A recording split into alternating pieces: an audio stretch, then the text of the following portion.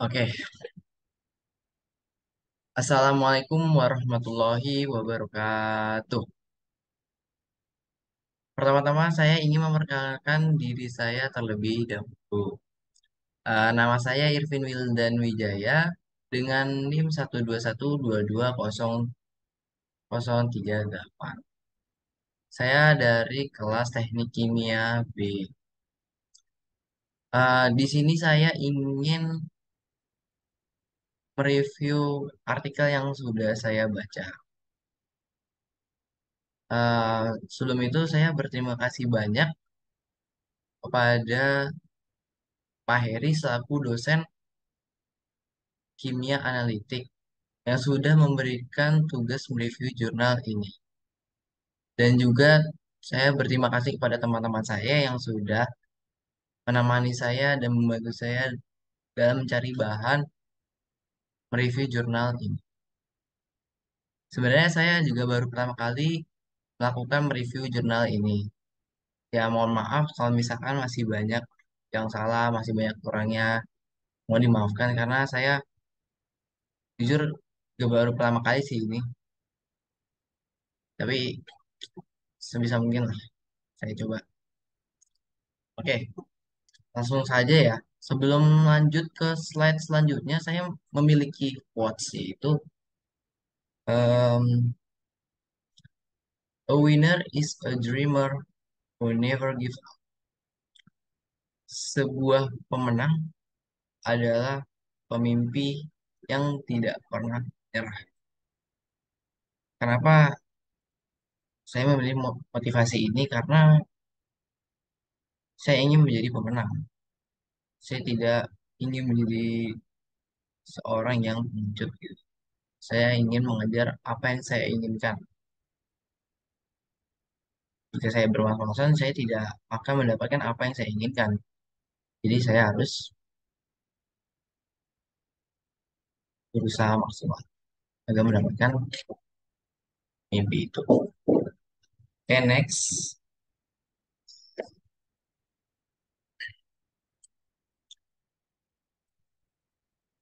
Oke, yang pertama yaitu ada artikel introduction. Yang pertama itu ada artikel yang berjudul Determination of COVID-19 Virus in Saliva Using Fourier Transform Infrared Spectroscopy. Jadi saya akan membahas determinasi COVID-19, virus COVID-19 dalam air liur menggunakan Fourier Transform Infrared Spectroscopy. Nah, itulah yang nanti saya akan bahas. Selanjutnya ada authors. Autorsnya yaitu ada dua orang. Yang pertama adalah Andre Abunasiwa dan Hasan Y. Abul Enim.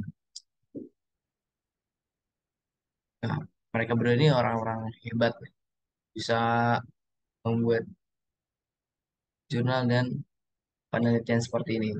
Kita lihat aja nanti. Oke, selanjutnya ada jurnal. Jurnalnya berjudul Chinese Journal of Analytical Chemistry 2022. Oke, next.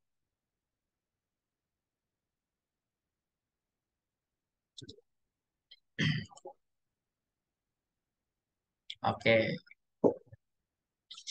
sudah masuk ke topik outline. Eh, Kayak apa aja sih yang dibahas dalam review jurnal yang sudah saya baca ini? Topiknya ada 7.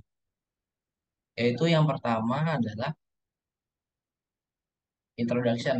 Nah, introduction itu isinya apa sih? Introduction adalah isinya mengenai tentang pengenalan yang ada di dalam artikel ini. Nah, pengenalannya nanti kita bahas, Pak. Yang kedua yaitu what is the journal discussing? Eh, pasti yang dibahas dari jurnal ini ke eh, nanti kita bahas juga. Dan yang ketiga yaitu the issues discussed. Eh, Isu-isu yang diangkat apa aja sih dalam artikel ini nanti kita bahas juga. Dan yang keempat yaitu metodologi apa yang digunakan dalam artikel ini. Ini juga dibahas. Yang kelima, research result. Em, Hasil penelitian yang ada di dalam artikel ini. Terus yang keenam, ada advantage dan disadvantage. Nah, jadi kita juga membahas kelebihan dan kekurangan nih, teman-teman, yang ada di dalam jurnal ini atau artikel ini.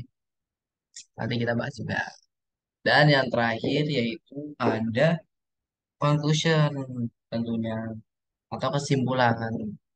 Sebuah artikel pasti memiliki sebuah kesimpulan.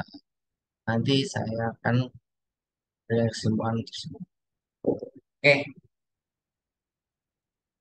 nggak usah berlama-lama lagi kali ya. Langsung saja ke topiknya.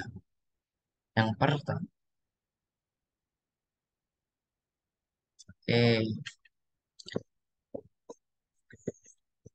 yang pertama itu ada introduction atau pengenalan. Di sini saya membahas tentang FTIR. FTIR merupakan singkatan dari Fourier Transform Infrared Spectroscopy. FTIR adalah sebuah teknik untuk memperoleh spektrum inframerah dari penyerapan atau emisi zat padat, cair, atau gas. Secara sederhananya, prinsip kerja FTIR adalah untuk mengidentifikasi senyawa, mendeteksi gugus fungsi, dan menganalisis campuran dan sampel yang dianalisis. Umumnya, FTIR lebih sering digunakan untuk mengidentifikasi senyawa organik baik secara kuantitatif maupun kualitatif. Pada riset kuantitatif, FTIR dipakai untuk mengetahui konsentrasi analit dalam sampel, sedangkan FTIR pada riset kualitatif dimanfaatkan untuk mengidentifikasi senyawa dan gugus-gugus fungsional yang terkandung dalam suatu senyawa. Jadi gitu ya teman-teman. Pada artikel yang saya review kali ini, saya membahas tentang FTIR. Oke, next ke slide selanjutnya. Nah, selanjutnya ada prinsip kerja FTIR nih teman-teman. Apa aja sih prinsip kerjanya? Nah, FTIR hadir dalam beragam jenis model dan bentuk.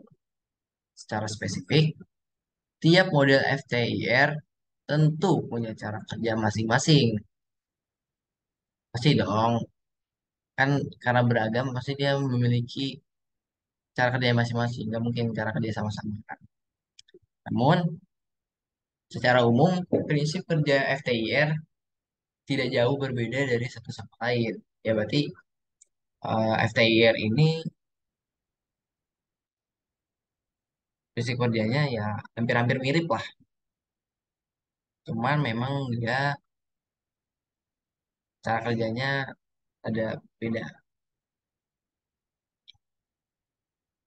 Selanjutnya, hal utama yang menjadi prinsip kerja FTIR adalah interaksi antara materi dan energi. Ketika FTIR digunakan, inframerah akan melewati celah ke sampel. Celah ini berfungsi sebagai pengontrol jumlah energi yang akan diberikan kepada sampel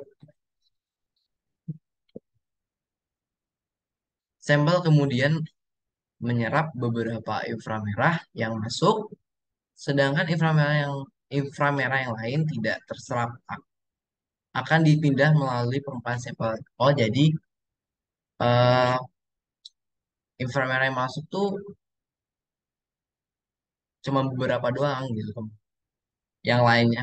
Jadi sisanya itu tidak akan terserap dan dipindahnya melalui permukaan sampel. Tujuannya agar Tujuannya adalah agar sinar inframerah tersebut bisa lolos hingga ke detektor. Nah, sinyal yang terukur lalu dikirim ke komputer untuk kemudian direkam. Lalu sudah ketahui hasilnya deh. Jadi itu teman-teman. Selanjutnya ragam model FTIR. Seperti yang saya sudah sebutkan sebelumnya, mesin FTIR hadir dalam begitu banyak model dan jenis. Nah, di sini saya ada dua contoh, yaitu Alpha 2. Yang pertama ada Alpha 2 dan yang kedua itu ada Invenio. Biasanya industri apa aja sih yang banyak menggunakan FTIR ini? Yang saya tahu adalah yang pertama yaitu industri oil and gas, industri petrochemical, industri farmasi, industri food and beverage, dan lain-lain. Dan masih banyak lagi yang menggunakan industri yang menggunakan FTIR ini. Oke, next. Selanjutnya,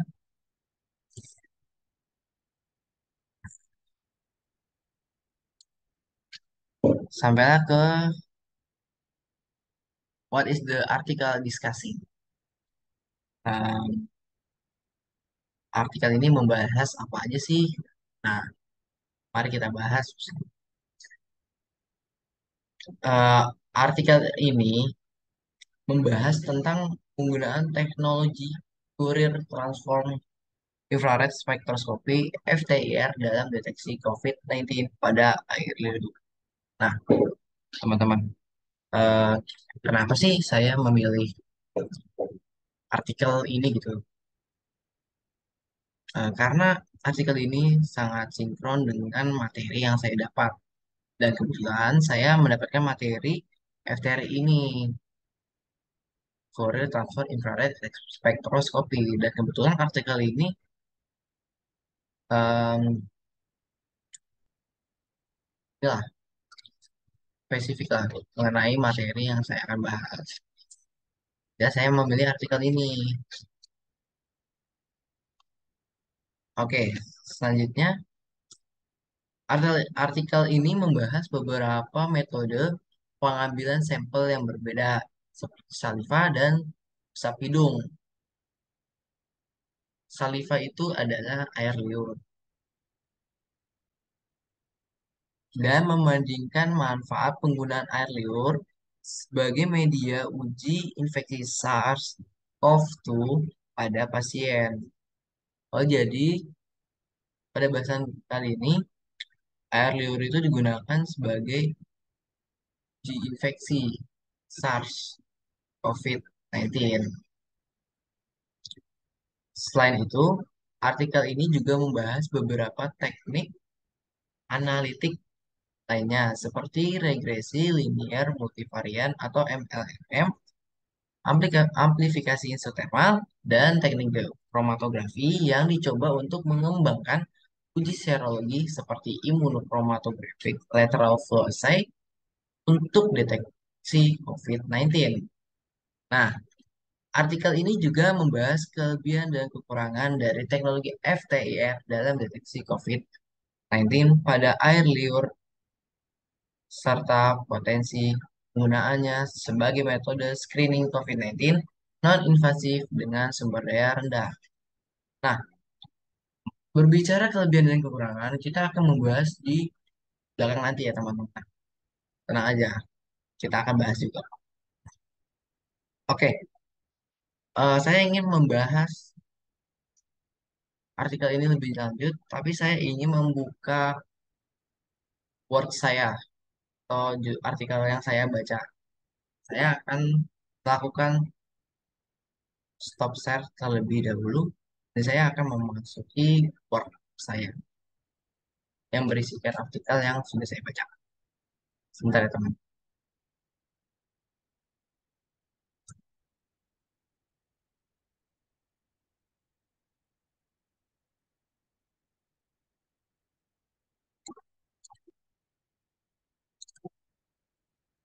Nah,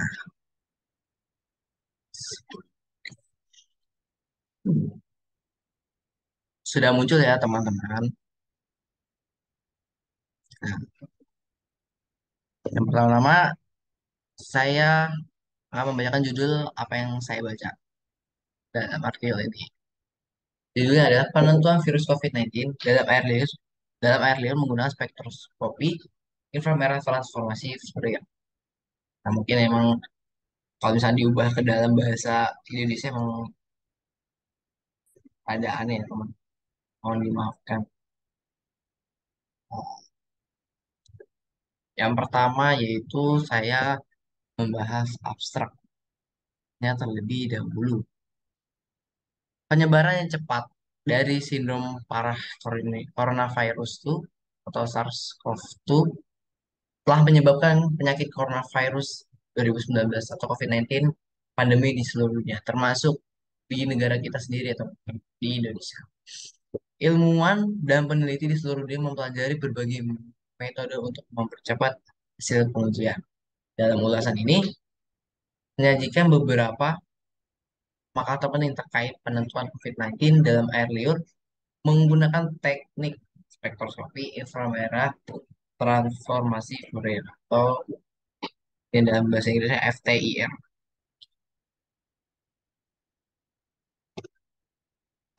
Selanjutnya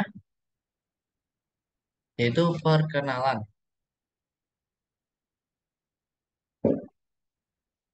Uh, Oke, kemarin kita dilanda wabah yang sangat berbahaya, dan sangat mematikan juga. Apa sih nama wabahnya? Itu kita kemarin menghadapi wabah COVID-19. Nah, COVID-19 merupakan ancaman kesehatan dunia karena tingkat penyebaran dan kematiannya yang tinggi. Ini adalah penyakit yang disebabkan oleh sindrom pernapasan akut coronavirus 2 atau SARS-CoV-2 dan dianggap sebagai pandemi dunia yang paling mematikan kesembilan yang pernah dialami di dunia. Manifestasi klinis COVID-19 sangat mirip dengan pneumonia virus seperti demam, kelelahan, batuk, sesak napas, dan komplikasi lainnya. Nah, WHO, WHO menganggap penyeka nasofaring atau NP sebagai salah satu rekomendasi jenis sampel yang disarankan untuk deteksi SARS-CoV-19.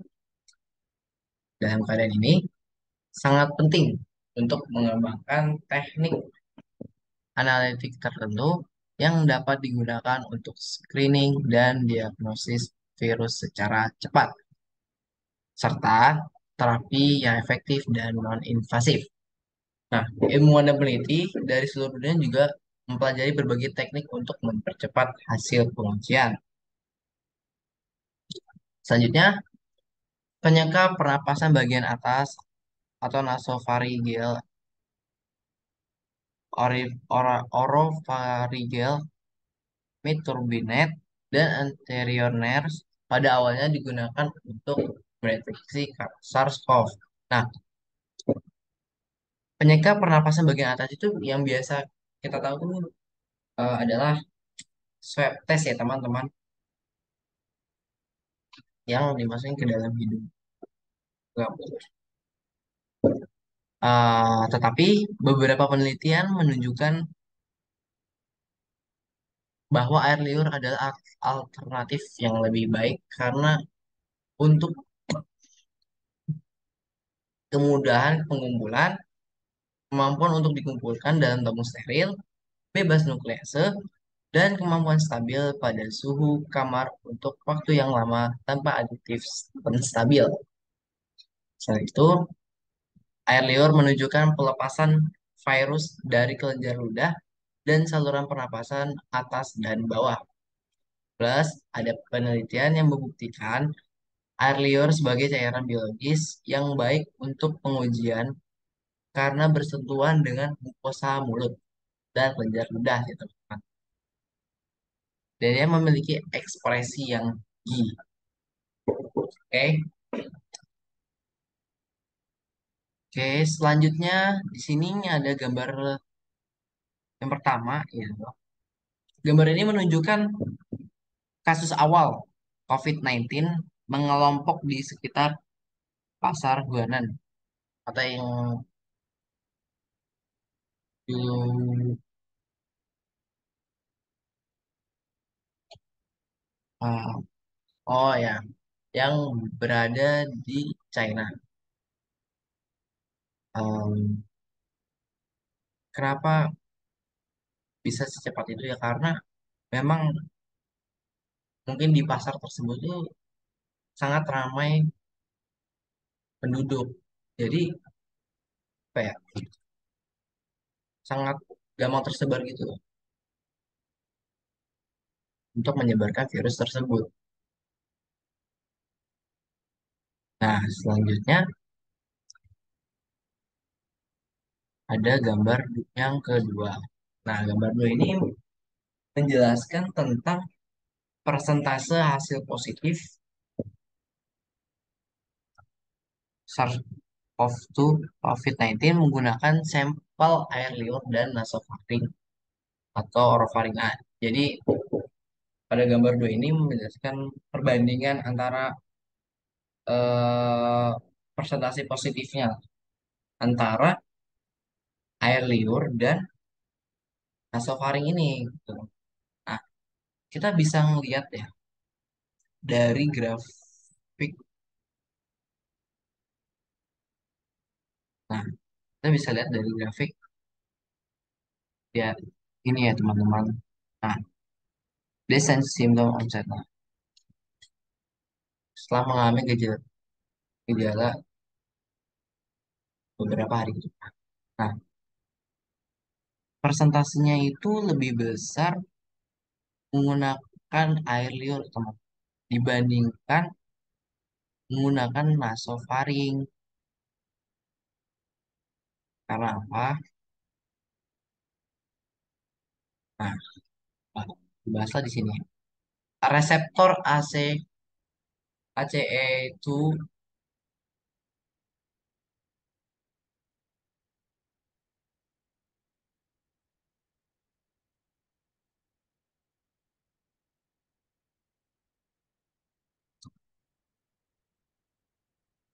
nah, reseptor ACE itu yang mengikat SARS-CoV itu yang dan hasilnya menunjukkan bahwa air liur memiliki sensitivitas yang dapat diterima dan sebanding dengan penyeka pernafasan bagian atas atau yang biasa kita sebut adalah swab test ya teman-teman. Mendukung penggunaan air liur untuk deteksi SARS-CoV-2 pada populasi simptomatik dan asimptomatik. Nah,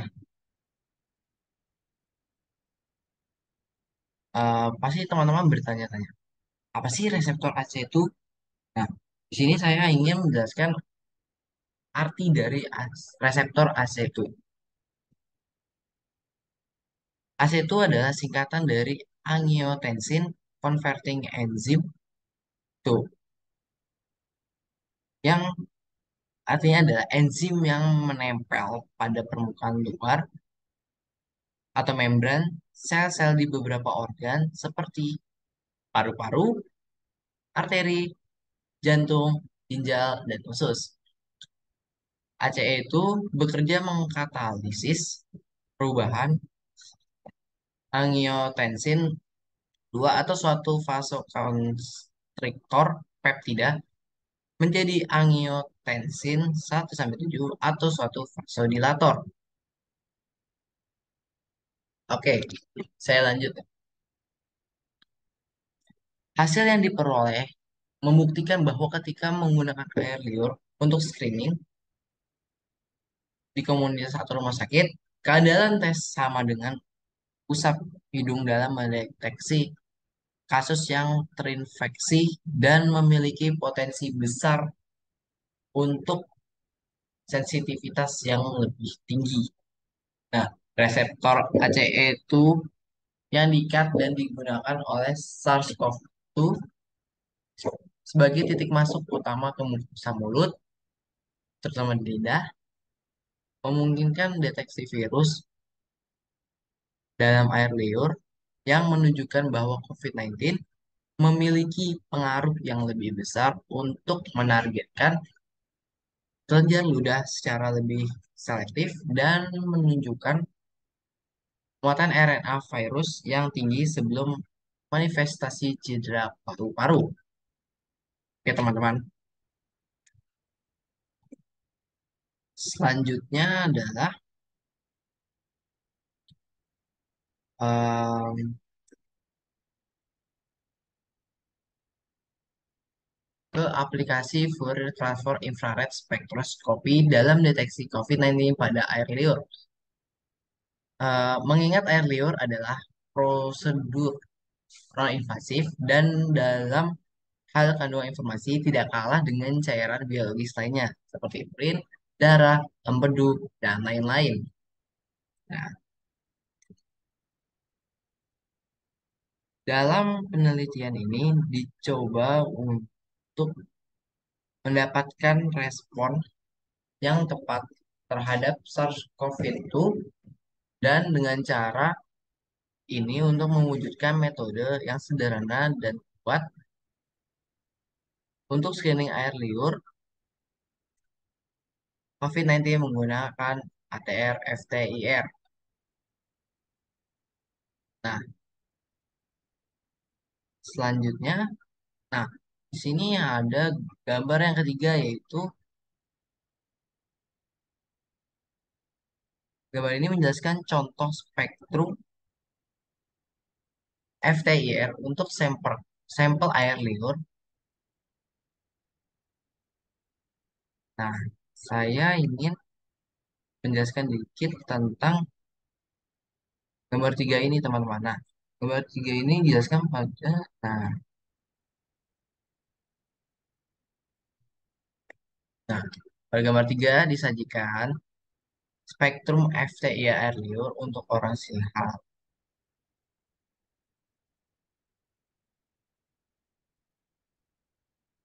Ada beberapa makalah yang membuktikan bahwa spektroskopi FTIR khususnya terutama menggunakan kristal ATR dapat digunakan untuk mendeteksi virus ini.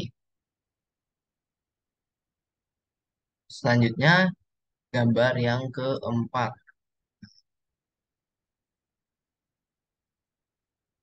Yang gambar keempat ini berdasarkan analisis awal SARS-CoV-2 menggunakan spektroskopi ATR FTIR, spektrum yang diproses sebelumnya untuk air liur. N-nya sama dengan 28,1 dikali 105,98 pis per mililiter. Dan air liur dan air liur ditambah konsentrasi virus yang ada. Dan N-nya sama dengan 63,1 dikali 105 pangkat minus 24 kopis per mililiter. Nah, gambar 4 ini dijelaskan dibandingkan spektra untuk air liur kontrol partikel virus COVID-19 yang diradiasi tidak aktif dan pasien sehat RT misQ PCR negatif. Nah, hipotesis yang masuk akal adalah bahwa peningkatan 1429 cm pangkat minus 1 dikaitkan dengan virus, misalnya virus RNA sederhana. Penurunan yang sesuai pada 1220, 1084, 1069, dan 1041 cm pangkat minus 1. Mungkin terkait dengan respon organisme inang terhadap infeksi virus. Ketika menggunakan virus tingkat rendah, ada sedikit perbedaan antara sampel kontrol dan sampel pasien. Sedangkan pada virus tingkat tinggi, ada pemisahan dari kontrol. Nah, metode ini dapat menjadi metode yang sederhana dan kuat untuk screening air liur COVID-19 menggunakan ATR FTIR. Dengan hasil yang baik, sensitivitas tinggi sebesar 93,48%, namun masih banyak diperlukan penelitian lebih lanjut di bidang ini. Metode ini dapat digunakan untuk menguji orang di lokasi, tidak memerlukan reagen atau prosedur tambahan. Metode yang diusulkan tidak mencoba untuk menggantikan metode standar seperti RT, Minskew PCR, tetapi hanya berfungsi sebagai alat pre-screening cepat.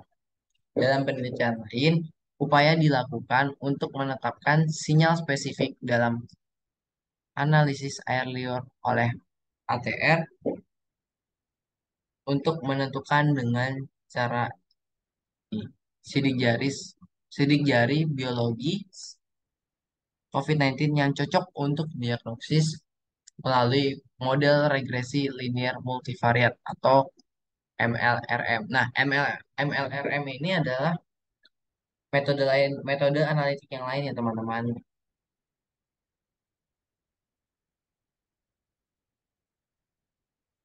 Selain dari FTIR itu. Nah, selanjutnya ada gambar yang kelima. Gambar 5 ini adalah gambar perubahan spektral ATR FTIR supernatant biakan infeksi SARS-CoV-2 in vitro menggunakan sel Vero-E6 berarti spektra dan spektra tersubstraksi.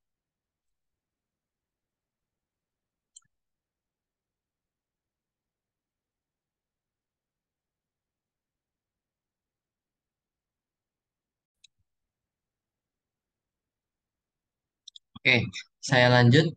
Pada gambar 5 ini disajikan perubahan spektral ATR FTIR dari supernatan kultur dari model infeksi SARS-CoV-2 in vitro cell A6 6 dikali 105 total sel diobati dengan media saja atau SARS-CoV-2 NAG. UV tidak aktif atau SARS-CoV-2 UVI atau SARS-CoV-2 POS selama 2 jam. Setelah itu, sel dicuci dengan serum janin sapi atau FBS dan media diganti. Partikel virus diradiasi untuk membuatnya tidak aktif. Aliquot media terkondisi dikumpulkan pada 24 dan 48 jam infeksi untuk qPCR dan ATR, FTIR. Verifikasi viral load dilakukan melalui RT-qPCR. Selanjutnya yaitu adalah dalam studi lain dicoba untuk menetapkan metode vibrasi saliva yang dianalisis dengan spektroskopi ATR, FTIR untuk mendeteksi sidik jari biologis COVID-19 yang memungkinkan diskriminasi antara COVID-19 dan pasien sehat. Mode vibrasi saliva khusus yang menggunakan spektroskopi ATR, FTIR telah ditetapkan. Lebih dari itu, sidik jari biologis COVID-19 dalam air liur dikarakterisasi memungkinkan deteksi COVID-19 menggunakan RM yang dapat membantu pengembangan perangkat diagnostik baru ya teman. Nah, infeksi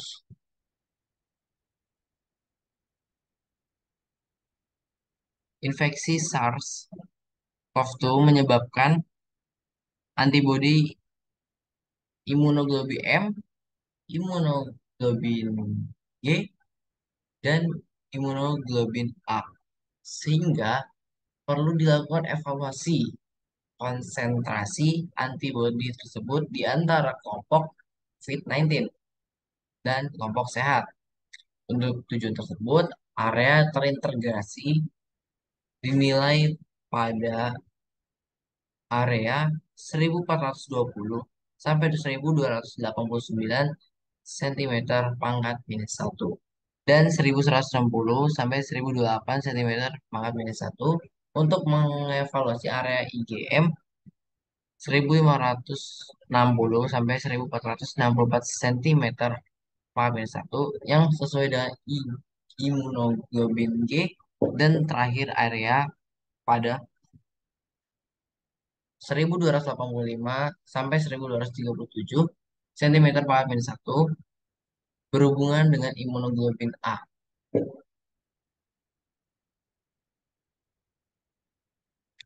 Nah, di sini ada gambar yang ketujuh yaitu yang gambar A adalah wilayah sidik jari biologis, sedangkan yang B adalah daerah imunoglobulin.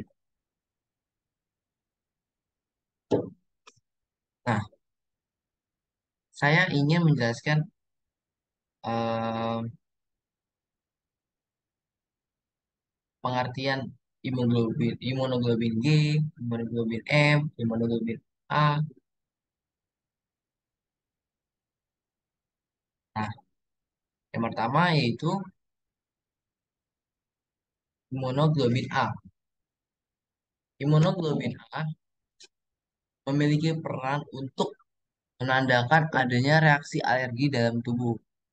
Antibodi jenis ini banyak ditemukan pada bagian tubuh yang memiliki lapisan mukosa atau selap lendir, yaitu pada saluran pernapasan atau saluran pencernaan. Selanjutnya, imunoglobulin M.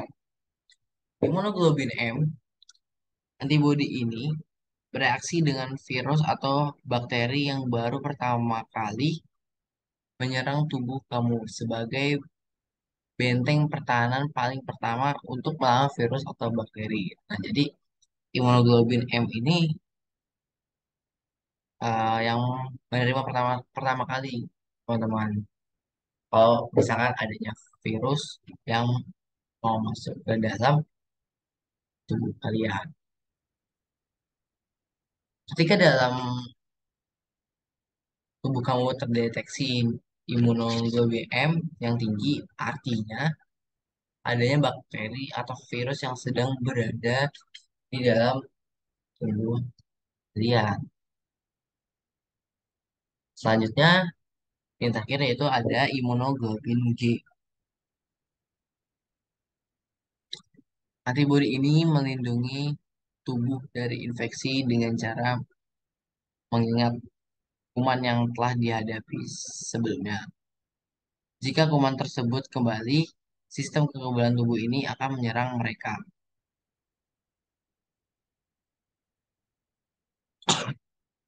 Nah, pada grafik ini dijelaskan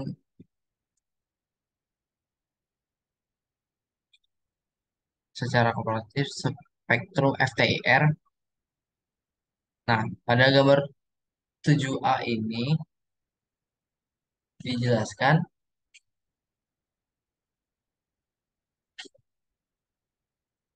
dijelaskan tentang grafik spektrum apa saja yang mempengaruhi yang ada dalam tubuh kalian.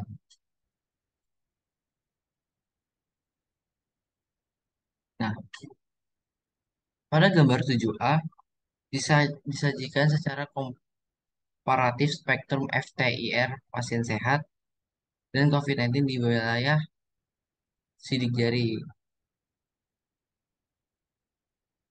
Dan sedangkan yang B itu disajikan wilayah imunoglobin bahwa kehadiran COVID-19 menentukan absorbansi yang lebih tinggi dan spektrum. Nah, jadi kita bisa lihat grafiknya kan, teman. Grafik yang tinggi adalah imunoglobin yang G karena dia memiliki absorbansi yang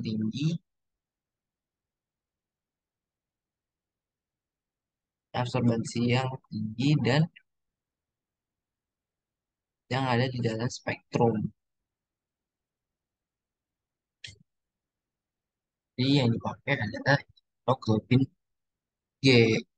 Selain itu, spektrum ini memungkinkan identifikasi wilayah cocok untuk deteksi COVID-19 dengan melakukan model regresi linear berganda atau MLRM. Jumlah variabel berkurang secara signifikan yang akan membantu dalam memikirkan teknik atau perangkat yang layak untuk mendiagnosa penyakit lebih cepat dan lebih murah. Gitu ya teman-teman. Jadi kalau misalkan absorbensinya,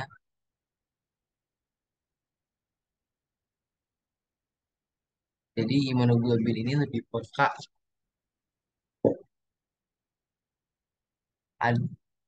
menandakan adanya kehadiran COVID-19 tersebut dibandingkan imunoglobin M dan A. Itu teman. Selanjutnya, nah ada gambar yang ke-8. Gambar ini menjelaskan tentang diagram skematis untuk penentuan spektroskopi vibrasi SARS-CoV-2 COVID-19. Nah, kita mulai dari yang A dulu ya. Yang A itu adalah seorang pasien yang menunjukkan gejala COVID-19. Lanjut yang ke B. Yang B ini lalu dipindah, lalu yang B ini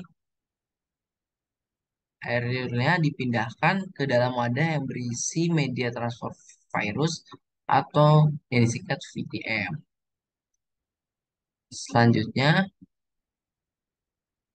air liur dan air liur itu tersebut dimasukkan ke dalam substrat transfleksi inframerah dan dikeringkan selama 10 menit. Selanjutnya yang gambar C itu spektrum diperoleh dalam rangkap 3 dalam waktu 5 menit. Selanjutnya ke gambar yang D. Yang gambar D ini mewakili snapshot kimiawi dan dari seluruh kimia air liur tersebut. Nah, jadi di gambar D ini diproseslah air liur tersebut. Dan juga saat ini bisa menjadi penanda adanya COVID-19 atau tidak. Selanjutnya ke gambar yang E. Gambar E ini menjelaskan model validasi silang ganda Monte Carlo kehadiran COVID-19 diprediksi. Nah, jadi diprediksi adanya COVID-19 atau tidak. Selanjutnya gambar F. Gambar F yaitu hasilnya disajikan sebagai plot prediksi PLSDA dan kurva operasi penerima. Selanjutnya yang G terakhir itu sebagai kesimpulan prosedur akan dilakukan dalam waktu sekitar 20 menit. Kemungkinan positif atau negatifnya itu ditentukan pada kurva ini ya. Oke, lanjut. Biomarker. Biomarker yang biasanya digunakan adalah ACE itu adenosin deaminase, imunoglobulin G, imunoglobulin M, RNA, dan sekretory imunoglobulin A. Nah, pasti teman-teman bertanya-tanya, biomarker itu apa sih? Nah, biomarker itu adalah respon biologis dari suatu organisme terhadap bahan pencemar atau tekanan lingkungan. Biomarker digunakan sebagai substitusi dalam monitoring lingkungan yang mengandalkan pendekatan klasik berbasis pada informasi konsentrasi bahan-bahan kimia yang ada di lingkungan. Itu teman-teman. Selanjutnya, penggunaan spektroskopi inframerah yang dikombinasikan dengan kecerdasan buatan dan pembelajaran mesin akan memungkinkan kami memantau regresi penyakit dan mengidentifikasi setiap perubahan dalam struktur kimiawi virus. Konsentrasi berbagai infeksi dalam air liur, urin, darah, atau serum harus dapat dideteksi. Nah, pembahasan yang terakhir yaitu teknik inframerah sangat cocok untuk analisis sampel air liur karena tidak memerlukan reagen atau bahan habis. Pakai tambahan sangat cepat atau kurang dari 5 menit untuk merekam spektrum dari 3 sampel ulangan dan melakukan perhitungan. Sampel mengering menjadi endapan yang homogen dan data dapat langsung ditransfer ke model pembelajaran mesin untuk didiagnosa. Oke, mungkin selanjutnya,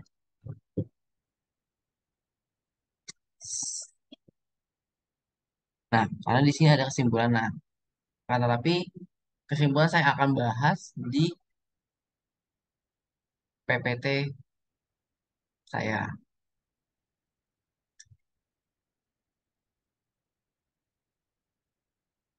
Oke,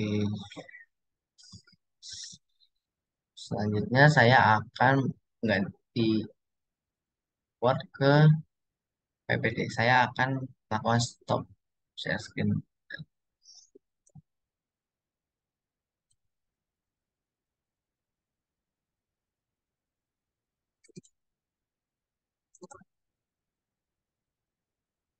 Nah, sudah terlihat ya teman-teman. Nah, jadi itu ya teman-teman, artikel yang dibahas pada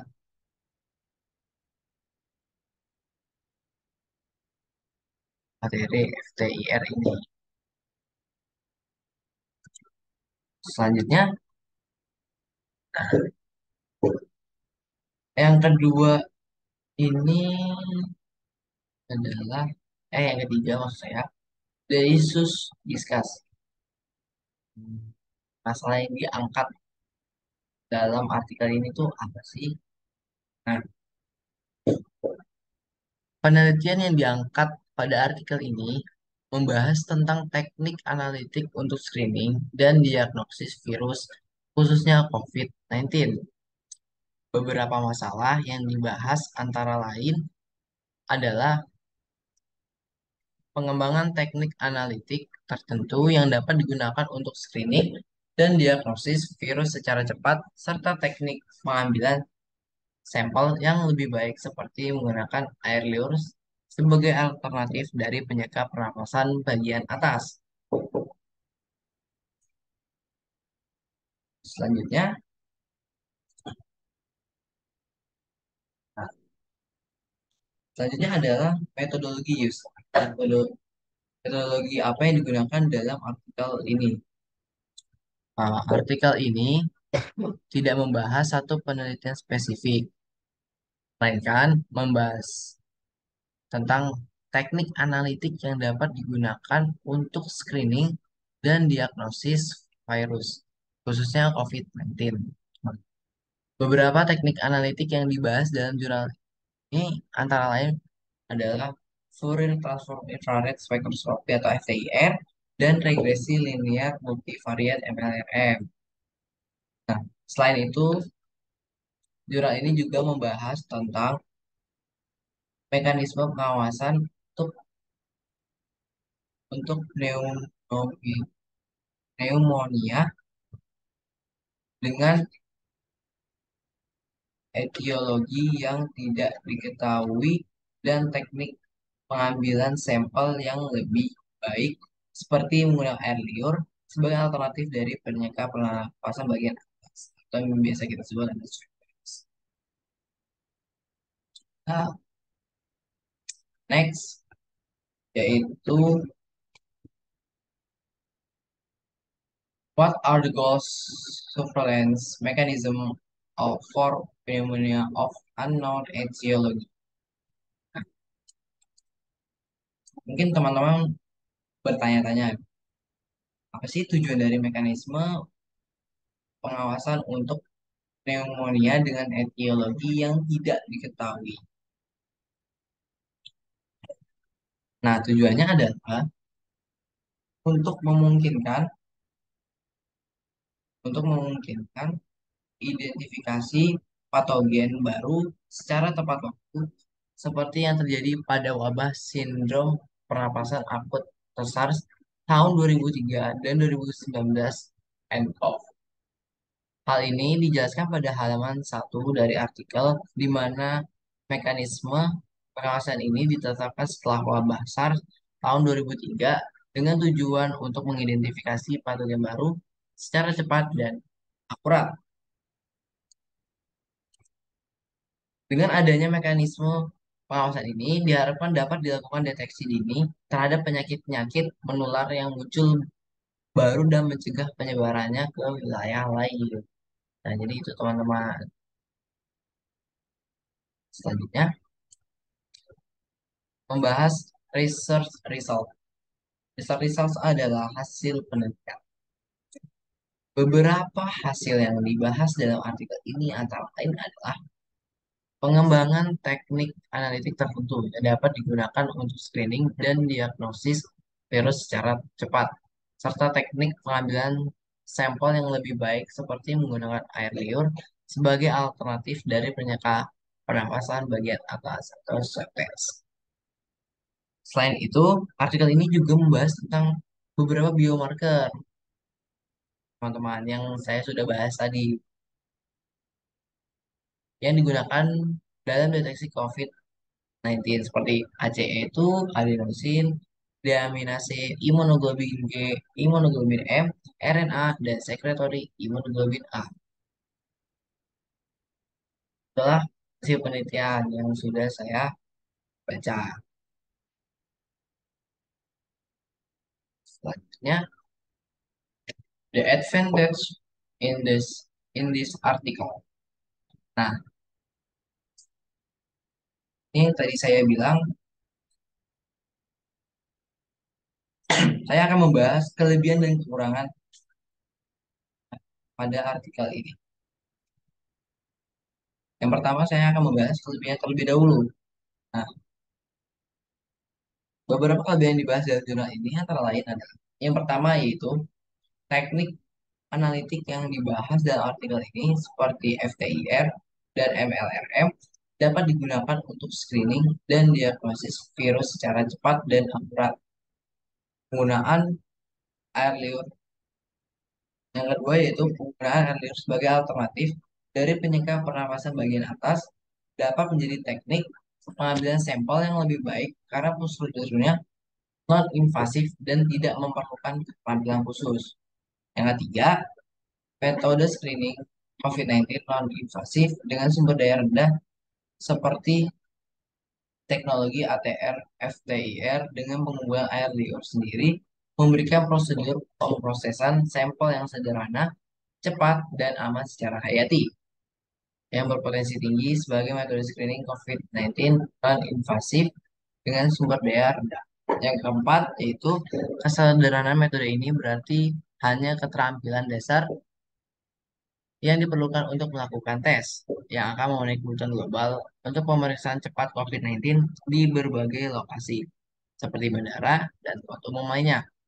Dan yang terakhir, yang kelima, yaitu metode ini hanya membutuhkan peralatan laboratorium, laboratorium umum, etanol, instrumen ATFTR dengan algoritma prediktif yang diimplementasikan dan sumber daya sehingga menjanjikan sebagai alat global dalam pengelolaan pandemi COVID-19. Oke, mungkin itu lebih yang ada dalam artikel ini. Selanjutnya, ada kekurangan yang ada di dalam artikel ini, teman-teman. Nah, beberapa kekurangan yang diidentifikasi dalam jurnal ini antara lain yaitu yang pertama, penelitian ini tidak memberikan data hasil penelitian spesifik atau grafik yang menunjukkan efektivitas teknik analitik yang dibahas. Yang kedua, yaitu meskipun teknik analitik yang dibahas dalam artikel ini menjanjikan sebagai metode screening COVID-19 non-invasif dengan sumber daya rendah, namun pengujian itu sendiri memakan waktu kurang lebih 4 jam, membutuhkan peralatan dan bahan habis pakai yang relatif mahal, dan itulah mengapa ini bukan metode yang tepat untuk pengujian massal. Dan yang ketiga yaitu RT-PCR tidak memberikan hasil kuantitatif tampak interval standar yang tidak dilakukan secara rutin oleh sebagian besar laboratorium diagnostik. Yang keempat yaitu beberapa metode amplifikasi isotermal seperti RT-PCR telah muncul sebagai alternatif teknologi berbasis PCR, namun masih terdapat keterbatasan dalam hal sensitivitas dan spesifitasnya. Dan yang terakhir, yang kelima, yaitu teknik kromatografi dicoba untuk mengembangkan uji serologi seperti immunochromatographic lateral flow assay atau LFA untuk deteksi COVID-19. Namun, masih terdapat keterbatasan dalam hal sensitivitas dan spesifitasnya. Nah, mungkin itu kekurangan yang ada di artikel ini. Selanjutnya, yang terakhir nih, teman. Ada conclusion. Conclusion ada kesimpulan. Kesimpulan dari penelitian ini adalah teknologi Fourier transform infrared spektroskopi atau FTIR dapat digunakan sebagai metode screening COVID-19 non-invasif dengan sumber daya rendah pada air liur. Penggunaan air liur sebagai media uji infeksi SARS-CoV-2 pada pasien terbukti lebih efektif dibandingkan dengan pengambilan sampel lainnya seperti Sapido. Ini saya salah ya teman-teman. Saliva seharusnya tidak masukkan karena kan dia yang dianalisa.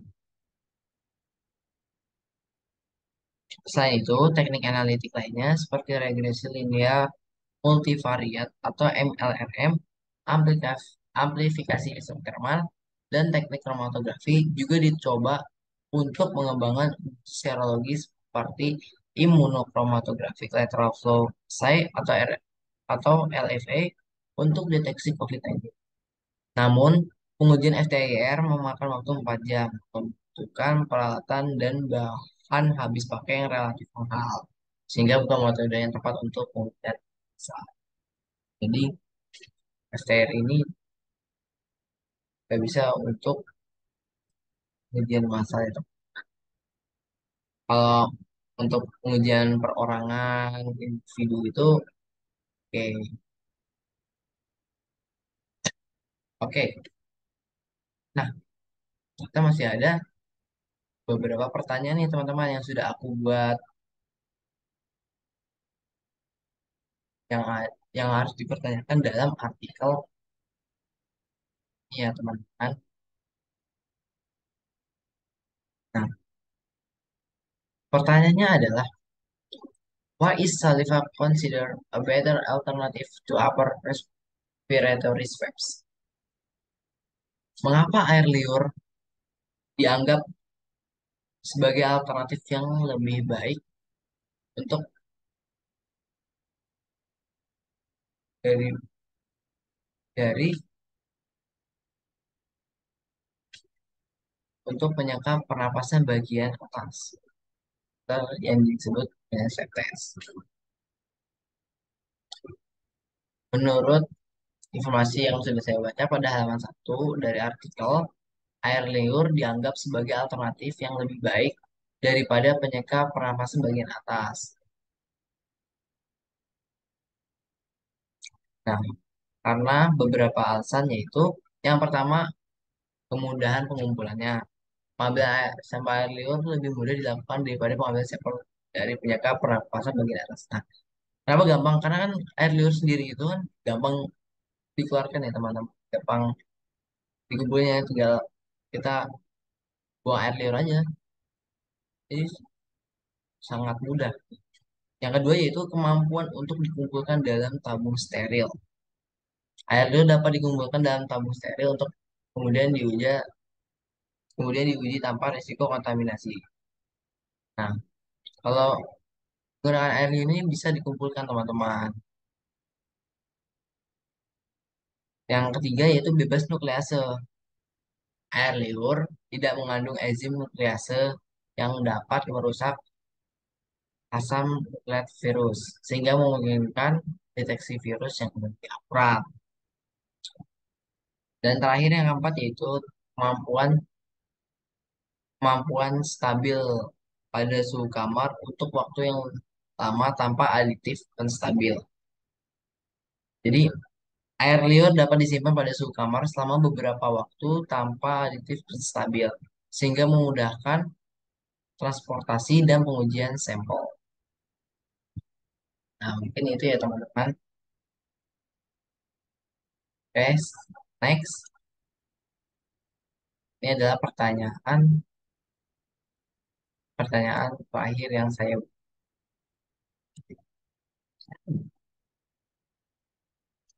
what analytical technique can be used for rapid screening and diagnosis of the virus? Uh, teknik uh, beberapa teknik analis yang dapat digunakan untuk screening dan diagnosis virus secara cepat antara lain yaitu yang pertama adalah teknologi PCR atau polymerase chain reaction dan RT-PCR or reverse transcriptase polymerase chain reaction. Yang kedua yaitu teknologi LAMP, loop mediated isothermal amplification. Yang ketiga yaitu teknologi CRISPR Cas12 and Cas13. Yang keempat yaitu teknologi serologi seperti ELISA, enzim enzim link immunosorbent assay dan immunotografi lateral flow assay ya. Seperti yang kita bahas tadi. Selanjutnya yang terakhir yaitu spektroskopi inframerah seperti FTIR, Fourier Transform Infrared Spectroscopy. Nah, ini yang terakhir ini teknik yang kita bahas tadi ya teman-teman untuk mendeteksi COVID-19 pada air liur. Nah, selanjutnya setiap teknik memiliki kelebihan dan kekurangan masing-masing tergantung pada jenis virus yang ingin dideteksi, waktu yang tersedia, biaya, dan sumber daya yang tersedia. Namun, teknologi-teknologi ini terus dikembangkan untuk meningkatkan kecepatan, akurasi, dan efisiensi dalam deteksi virus secara cepat. Mungkin itu dua pertanyaan dari saya beserta jawabannya. Eh, Sampailah kita kepada penghujung penghujung presentasi ini. Ya mungkin saya masih banyak kesalahannya dalam penyampaian, dalam cari bahannya. Saya manusia tidak luput dari kesalahan. Ya, saya juga pemula lah dalam mencoba review jurnal ini. Cuma saya tetap berusaha semaksimal mungkin pada diri saya. Mungkin itu saja presentasi review jurnal dari saya. Sekian dan mohon maaf. Wassalamualaikum warahmatullahi wabarakatuh. Terima kasih semua.